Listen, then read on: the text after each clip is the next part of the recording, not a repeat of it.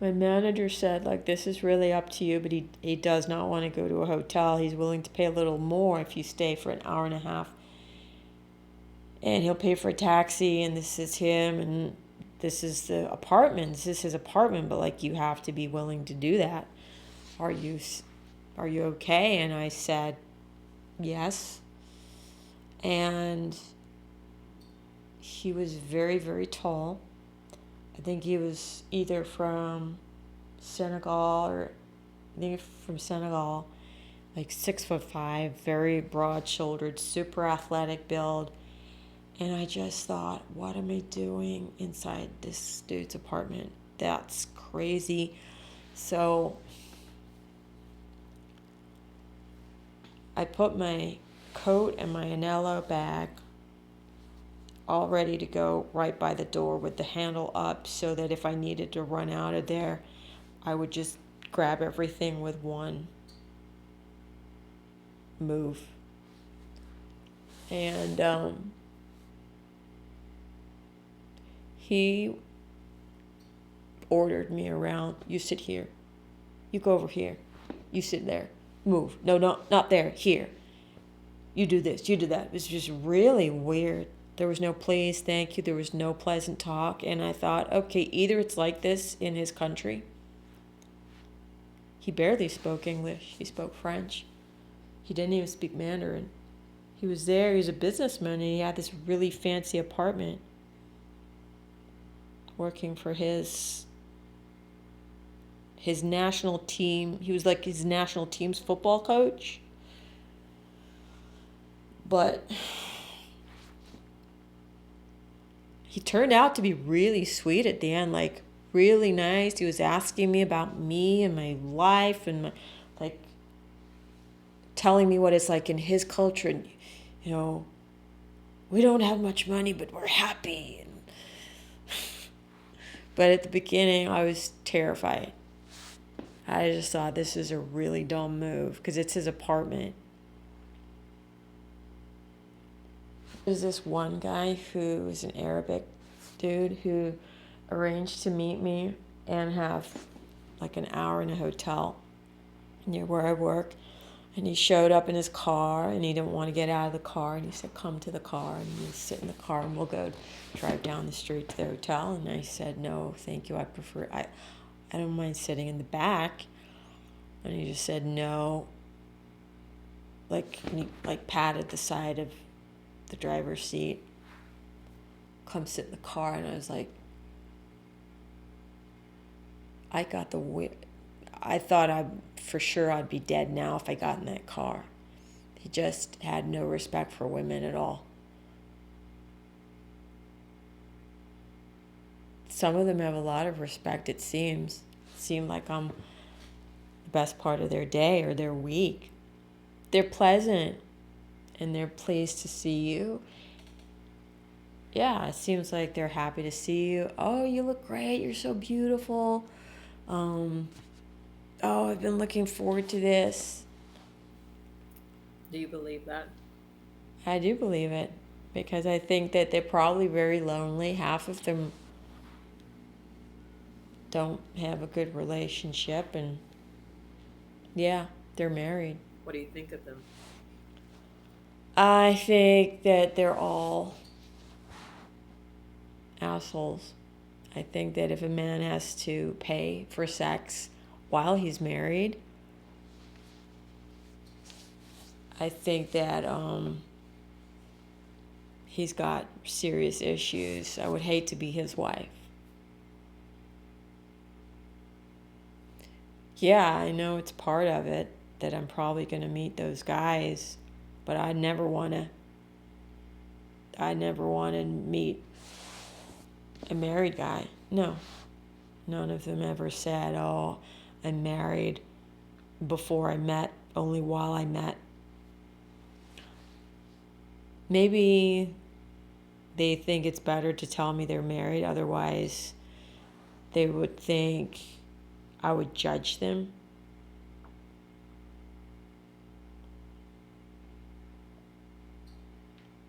But I'm the one that's a prostitute. I'm a prostitute.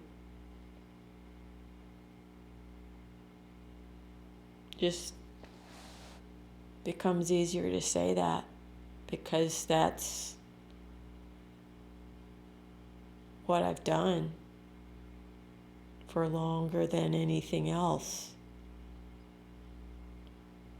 It's where I've got my money.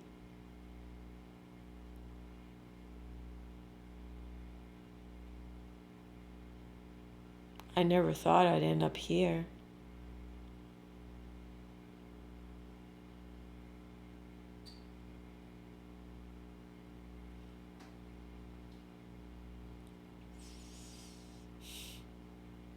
It was even fun for a while. It was fun. And then it got weird and violent, and I didn't have my managers anymore, and because I just quit working with them. I didn't want them to get 50% of the work that I'm doing. And it is work. It's really horrible work. I hate it.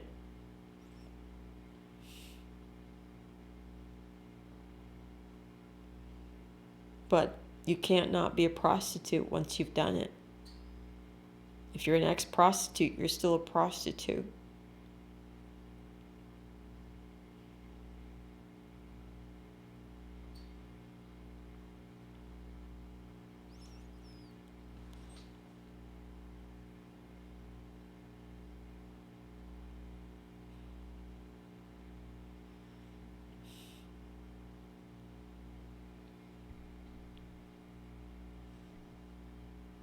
In school, I was always the most likely to do well.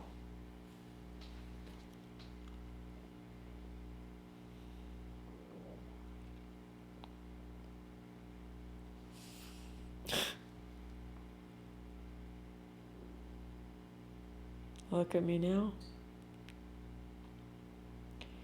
All the people I've met,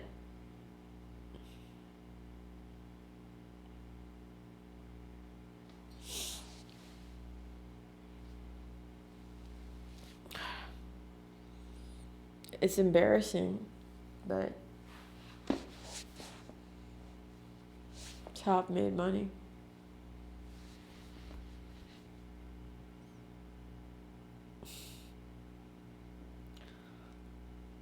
Nobody knows. No, I wouldn't tell any of my friends. Nobody knows. I have one friend that does know. He wouldn't judge. I judge. But he wouldn't. He's the only one. I wouldn't tell any of my friends. They wouldn't even understand. They would...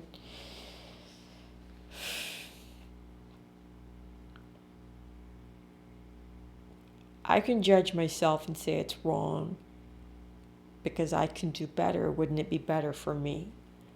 But nobody else can judge you if they haven't been in your shoes.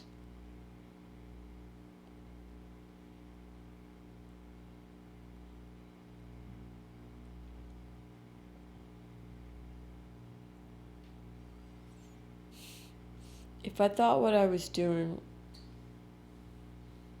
was right, I wouldn't really mind. It's not like I think it's wrong. It's just that I feel dirty.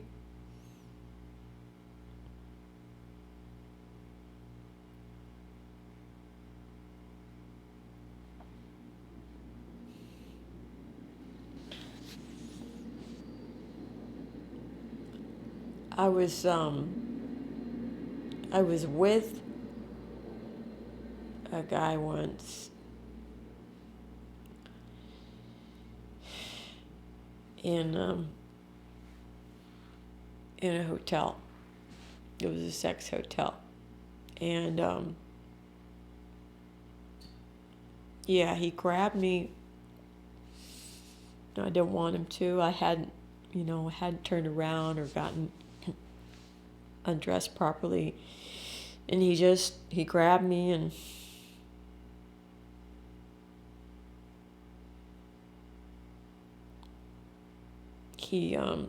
he stuck his fingers inside of me when,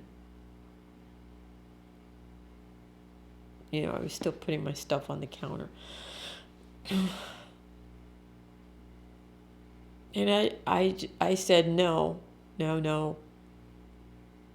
That's not how we do this. But really, I'm thinking, what does he think you are? Some upright standing citizen? He's paying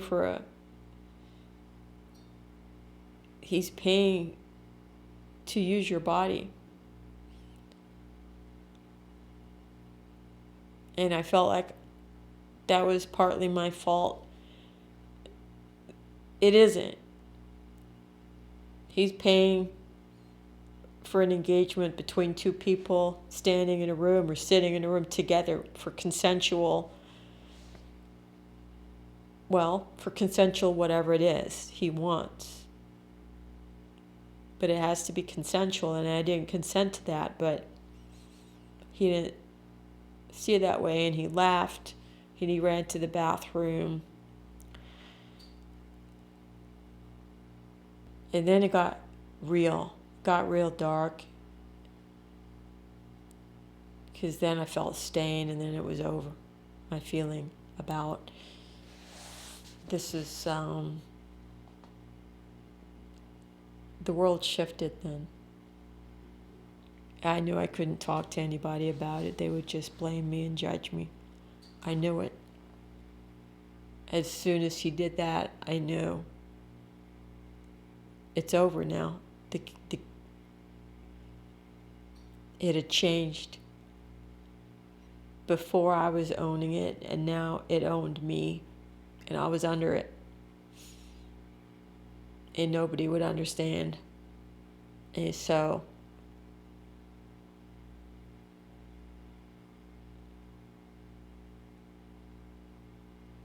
and I carried on doing it after that because I needed money, and I was already there.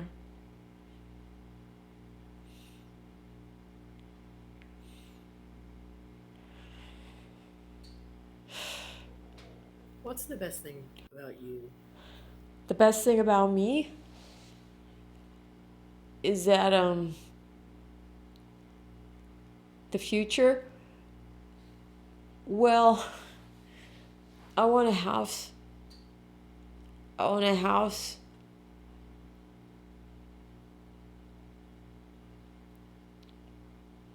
I want my own house that I feel free and safe in. That's what I want.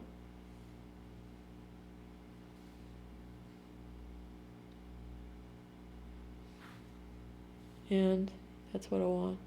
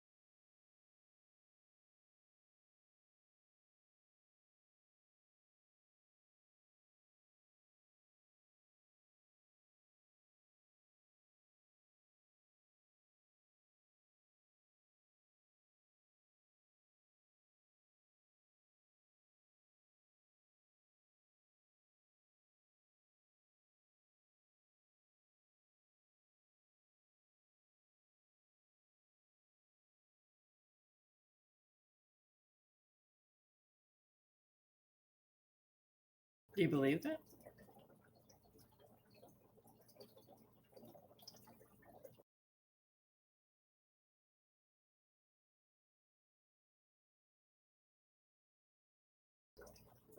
What do you think of the married men?